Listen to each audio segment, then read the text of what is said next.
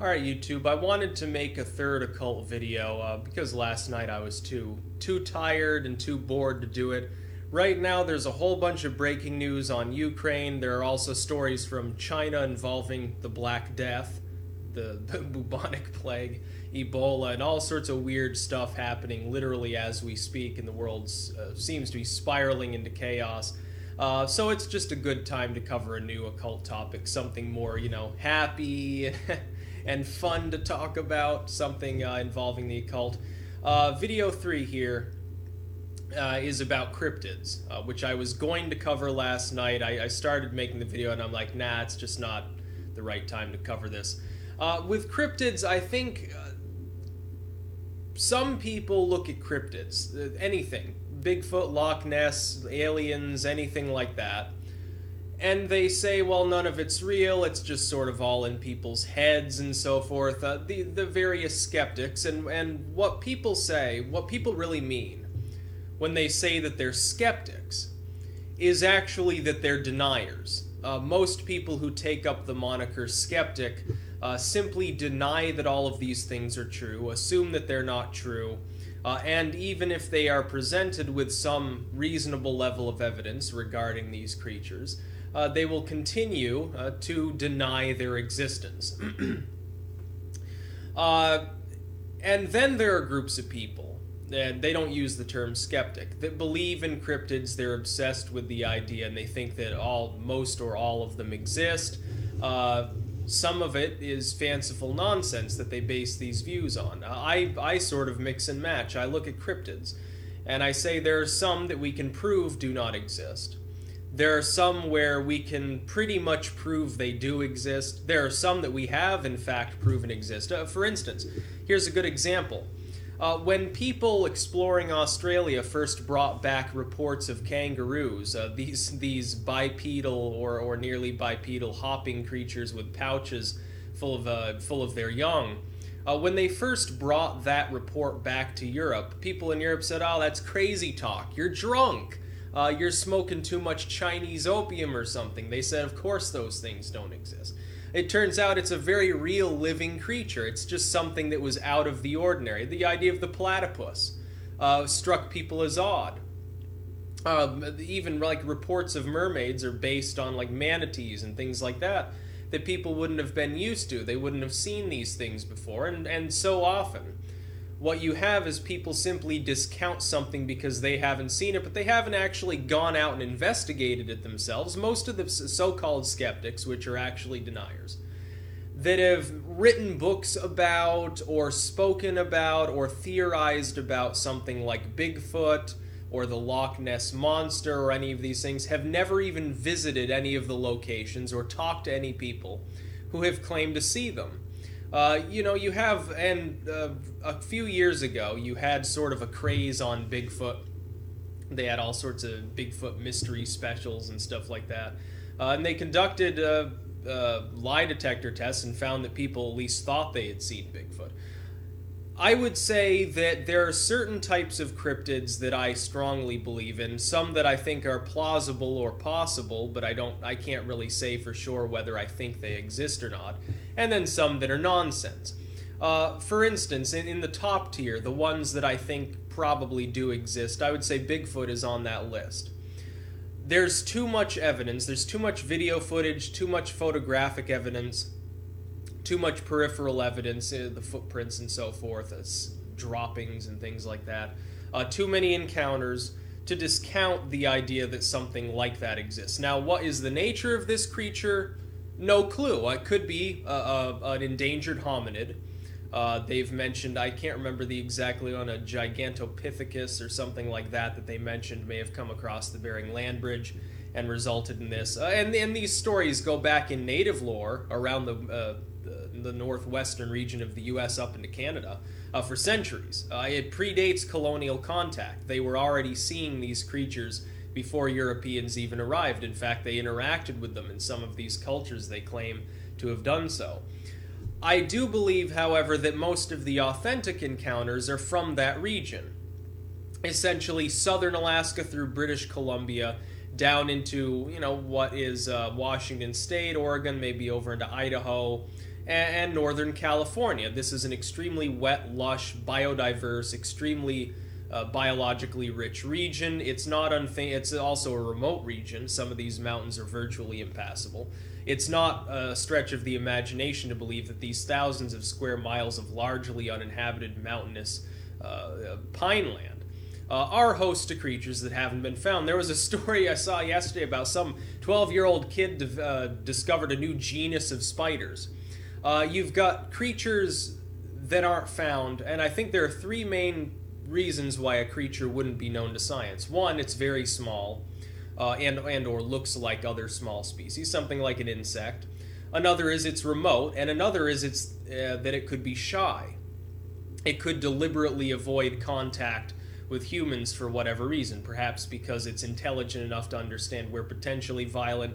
Perhaps it just spooks them. Maybe they're just solitary anyway. Bigfoot is rumored to have two of these traits. It's not small, but it is supposedly quite shy around humans and inhabits these remote mountain ranges where very few people go. If they go hiking and they see a Bigfoot, usually the Bigfoot runs away or tries to scare them off. I think that there is something there.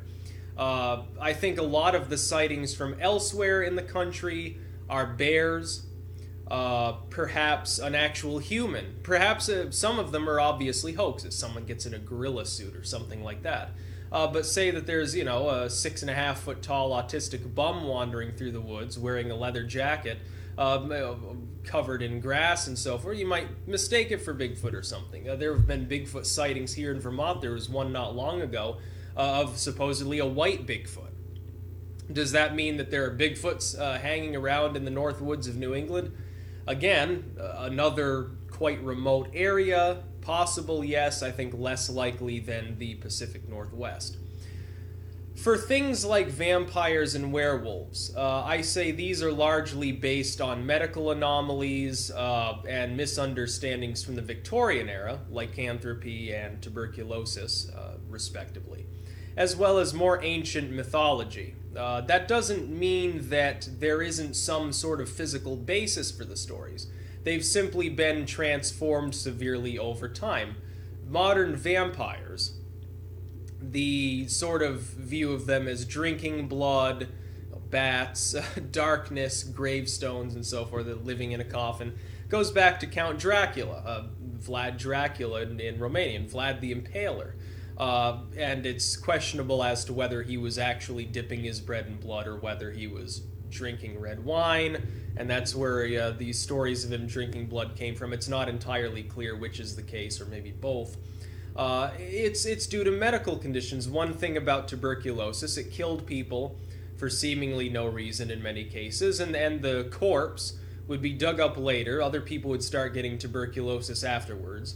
They would suspect the original person who died. They would dig them up, and they would find that magically the corpse didn't appear to have bloated up and rotted away, and it's got blood trickling down its mouth. Well, it must be that this person's a vampire coming back every night to infect other people.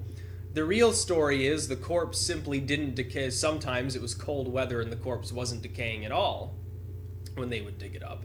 And the blood trickling down the face is evidence that the corpse was leaking. They didn't know this. They didn't really understand the concept of decomposition, except insofar as a dead animal lying out on the ground and getting feasted upon. The idea of studying the decomposition of a corpse that was put in a box and put 6 feet under the ground and potentially refrigerated by the surrounding soil was unknown to them. It would have been considered sacrilege to dig the corpse up and sort of monitor its progress. Of course, now we know that it actually takes a fairly extended period of time for even an unembalmed corpse under those conditions to rot away, as long as it's been protected from maggots and so forth. Things like the lake monsters, the Memphremagog monster, Lake Champlain, Loch Ness. I think it's a mixed bag. I think that it depends on the individual story. I think it's more likely that there are lake monsters in places like Lake Champlain, very large bodies of water. That's right here in this state, by the way. I've gone swimming in Lake Champlain. larger bodies of water. They are locks. Lake Champlain is technically a lock. It was once part of the ocean connected to the Hudson Bay. A larger body of water is more likely to shelter a capable of reproduction population of large beings. We have sturgeon in Lake Champlain that are 15 feet long. They're gigantic. There are muskies in there that are 4 or 5 feet long and have razor-sharp teeth. As opposed to Loch Ness, which actually is a fairly small body of water. It's not a particularly impressive body of water. It is deep. There are probably quite large creatures living in it. I think one of the reasons why this took off is that people looked at ancient reports from centuries ago from some of these friars that inhabited the area and started seeing this supposed lake monster. What they were probably seeing was simply a large species of fish or something like that. And then later on, people looked at those myths when they started seeing large fish in there in the modern sense. They looked back and they said, oh, there must be a demon in the water. And so they simply transformed it in their minds into this sort of serpentine shape, or this kelpie creature, sort of a horse-like creature that fits in with some of the native lore. Could there be some sort of, mystical being living there? Yes, of course it is possible. I would think that in that case it's less possible and less likely than a place like Lake Champlain. To aliens, I think it's unthinkable that they don't exist. I think it's almost certain that there are intelligent alien life forms in other galaxies. Probably elsewhere in this galaxy. Probably fairly close to this planet. If we look long enough and we do enough studies, we will find that there is life, I believe, in this solar system that is not on this planet. I believe that as they start to study places like Mars and the moon and some of Jupiter's moons and so forth, I believe we will find bacterial life present there. Possibly life that is beyond maybe eukaryotes, something that's not even single-celled. I believe it'll be found. They're doing tests on Mars right now. They now know that there are decomposed Earth-like soils on Mars. Until a decade ago or so, we thought Mars was essentially a large frozen barren landscape, which used to have water but probably didn't have life. It was very rocky. It never really had much of a good atmosphere. It was constantly bombarded by cosmic rays and meteors and so forth. We thought that there was no possibility life ever existed there. Now, we've got a new rover on Mars. We find out it's got volcanic soils like Hawaii, indicative that at one time it had volcanic activity and seismic activity as well. We find that it has Earth-like soils. We find evidence that it had flowing water. We find evidence that it had a more advanced atmosphere. We've found literally every condition possible that could be considered conducive to life on a planet that is right next to ours in this very solar system. If we find so much as one bacterium on Mars, then the odds of life existing elsewhere in the galaxy, upon a mathematic principle, increase astronomically. Right now they're very low. Finding life right in this solar system would launch us into hyperdrive as far as looking for life elsewhere. I think it would be no small task to find it, because of course these bodies are very remote. With these new telescopes we're using, we found that at one time, even when I was a kid, we thought that most of the planets out there were very large, they were gas giants, that most planets were not like Earth, that Earth was at least somewhat unique. We now find that simply having more advanced telescopes and being able to see smaller bodies, we now find that something like 1/3 to 40% of all the planets out there are kind of Earth-sized, and that a lot of them are in their habitable zones.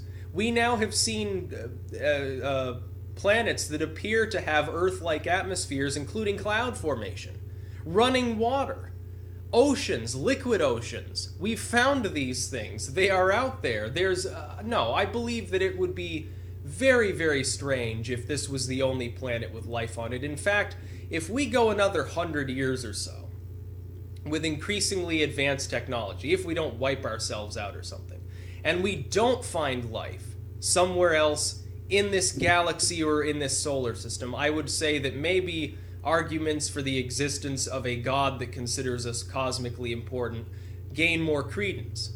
because mathematically speaking, we should be somewhere on the middle of a bell curve. This planet is roughly average. We now know that there's a planet right next to ours that at least used to be somewhat more like our own. It probably had more of an atmosphere, had running water and decomposing soils, which may be indicative of microbial life at least. We've found all these things. We've found possible fossilized remains in meteorite chunks. We've found possible fossilized remains on the moon. What more proof do you need that there is probably at least unadvanced life out there? I am 100% certain that elsewhere in this very galaxy there are microbes. I'm certain. I don't even say maybe. I say mathematically it approaches the value of 100% chance at this point because we've studied these other bodies. I would say yes, there is other life out there. Intelligent life might be a bit of a leap. And there's one conundrum that they've posed, I can't remember the name of it, but it's the idea that if we find any sort of alien ruins out there, that we should start worrying because it shows that maybe other races routinely kill themselves off or get destroyed. That would be rather sad. That would sort of blow out the idea that we're cosmically important if that's happening on a regular basis. But yes, I believe that aliens exist. Quite literally. In fact, I think it's fairly likely they've interacted with this planet. I don't think that they're doing it on a constant basis. Because again, if our planet is average and they need raw resources or something, they're going to go to some uninhabited planet to get them. They're not going to come here, where people will potentially shoot at them or they'll cause chaos. They might have an ethical standard that precludes them from interacting with what they would perceive of as a lesser life form. They're simply going to go to one of these other planets that don't have anything living on them and mine resources there. If our planet's average, then there should be things like gold and silicon and all these things all over the place. Maybe they mine stars for fuel or something. They absorb plasma or energy or something.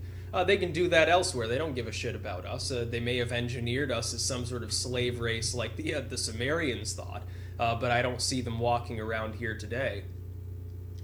Let's see, some other creatures. Then there are creatures that are cryptids, but they're not specifically fantastic beings. Something like if you found a dodo bird. The Tasmanian tiger is a good example of a creature that's probably extinct, but there are still some sightings of creatures that at least look like them, and they may still exist. The coelacanth is a great example. They thought it was extinct for tens of millions of years, and they found living ones off of Australia, and they said, my God, this is a creature that hasn't really changed, hasn't really evolved for 65 million years. It's like a dinosaur fish.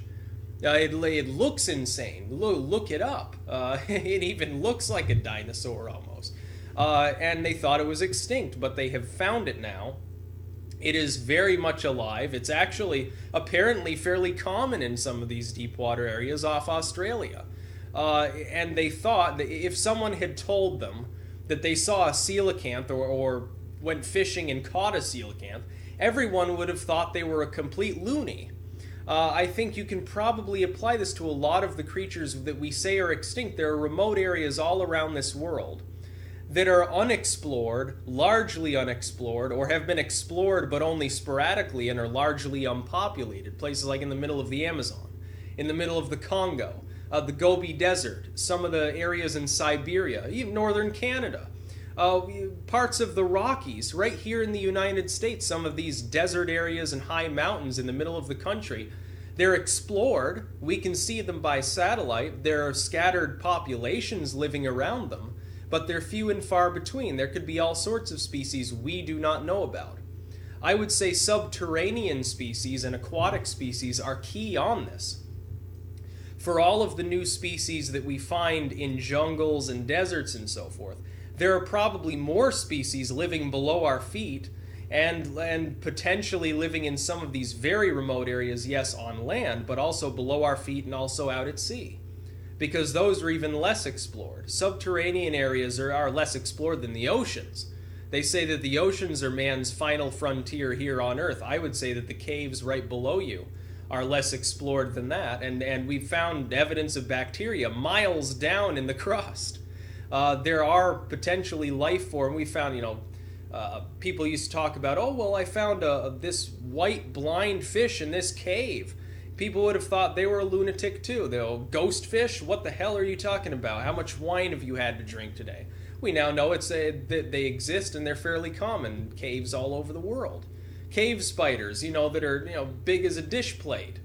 These cave spider, various bat species and so forth. There could be hominids living down there. We wouldn't even know. Hominids that just eat raw bat blood and feast on subterranean mushroom farms or something. It could happen. I'm not going to get into the inner earth. I think that's best for another video. But really, with cryptid research, you sort of have to pick and choose. And there are cases where you can't be sure. They can't be sure if there are Tasmanian tigers that still survive. The area is remote.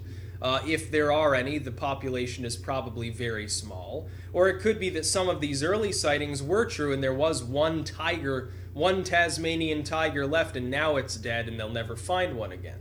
That's another, by the way, species that they're hoping to revive. In that case, I would say it's more morally correct than an ancient species. Man's responsible largely for wiping some of these creatures out. If we can bring them back through cloning their tissue that we have on hand, then yeah, we should probably do that, because we're the ones that got rid of them. Even though we're technically a force of and part of nature, I think ethically speaking, it's fine to reintroduce a species that you've killed off accidentally. Right now, it's funny, we're actually trying to depopulate mosquitoes by using literally genetically modified mosquitoes. And I was going to get into ghosts, but I think, again, I'll save that for Occult Video 5 or whatever, because they're not really a cryptid. Some people say they're an intelligent being. Are they? Not sure. Thunderbirds is one that I'm particularly interested in, some of these very large birds.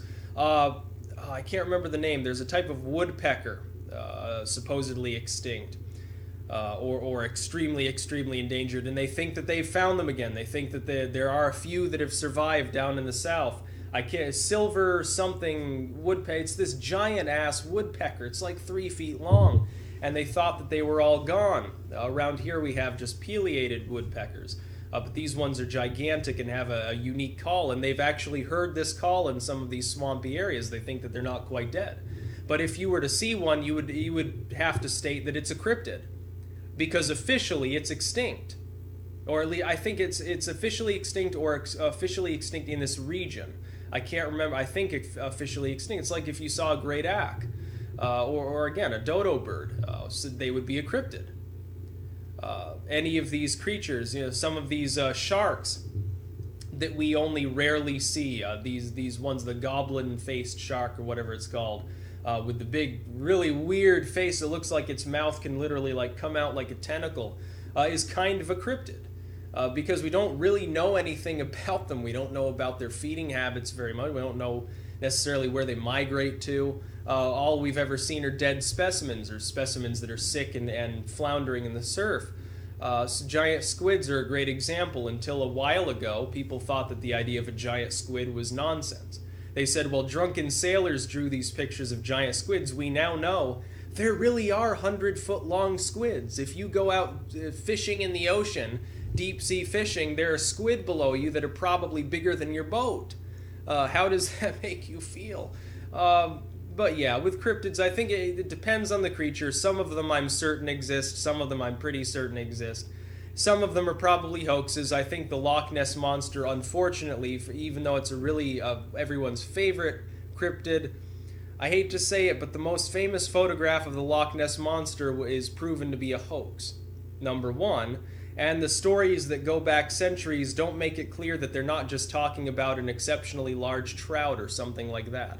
I don't even know if trout live in the loch, so don't quote me on that, but we're not exactly sure what they were referring to. It could have been literally they were just seeing big fish. So I wish that such a creature would exist. I think it's possible, but unfortunately I don't think it's likely. I think it's more likely that the Lake Champlain monster exists, or the monster in Lake Magog, the Manitou, all these native legends and so forth. I'm very interested in cryptids. I want them all to exist. I everything under the sun that has to do with the paranormal, I want it to be real. But I have to apply my logic and say some of it is hoax, and some of it is misunderstanding a very real creature and giving it attributes that aren't real, and some of it's just complete nonsense. And then you can delve into Eastern spirituality, kind of what I said about wavelengths, and you can kind of look at the Buddhist explanations and say, well, maybe there really are Nagas going around, and Mongolian death worms, tassel worms, and all these things. Maybe, maybe not. But keep an open mind, because some of these things probably are real. I believe that Bigfoot and aliens and things like that are probably true. That's just my take. Occult video number 3, loosely based with the occult. It's more paranormal video number 3, but it fits in with the occult with things like basilisks, as I said.